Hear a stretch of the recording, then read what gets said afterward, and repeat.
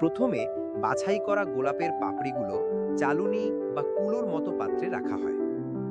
এরপর গোলাপের প্রতিটি পাপড়ি সাবধানে বোটা থেকে ছাড়িয়ে নেওয়া হয়, যাতে কোনো অংশ না থাকে। পাপড়িগুলোকে ধুয়ে নিতে হবে। প্রচুর গোলাপের পাপড়ি জলে ঢালা হচ্ছে। ধোয়ার পর পাপড়িগুলো ছড়িয়ে দেওয়া হচ্ছে।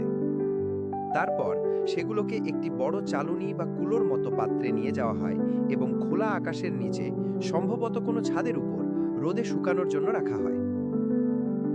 এবার লঙ্গেন ফল দেখানো হচ্ছে, যা একটি বড় পাত্রের মধ্যে রাখা আছে।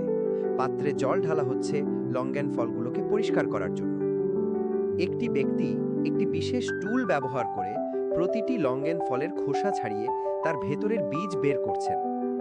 একটি ব্যক্তি বসে মনোযোগ দিয়ে লঙ্গেন ফলের বীজগুলো বের করছেন, যা পাশেই একটি বাঁশের চালুনি বা ঝুড়িতে রাখা হচ্ছে। বীজ ছাড়ানো ফলগুলো বড় বাঁশের পাত্রে ঢেকে চুলায় রাখা হচ্ছে। পাত্রটি আগুনের উপর বসানো আছে। এই ফলগুলো সকালে ভাপানো ও শুকানো হচ্ছে। এবার আমেরিকান জিনসেংয়ের টুকরোগুলো হাতে ধরে ওজন করা হচ্ছে। তারপর টুকরোগুলো একটি ঐতিহ্যবাহী হাত গ্রাইন্ডিং পাত্রে, মর্টার অ্যান্ড পেসাল টাইপের, রাখা হয়।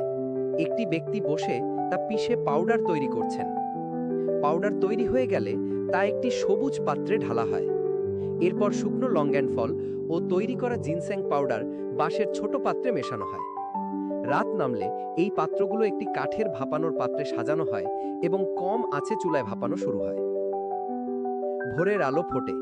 একটি ব্যক্তি একটি ঝর্ণার কাছ থেকে জল সংগ্রহ করে আনেন এবং তা পাত্রের উপর ঢালেন। এরপর ব্ল্যাক গজি বেরিজ বা অনুরূপ ফল হাতে নিয়ে একটি মর্টারে পিষে পাউডার তৈরি করে চামচ দিয়ে সাবধানে বাঁশের পাত্রে ভরা হয়।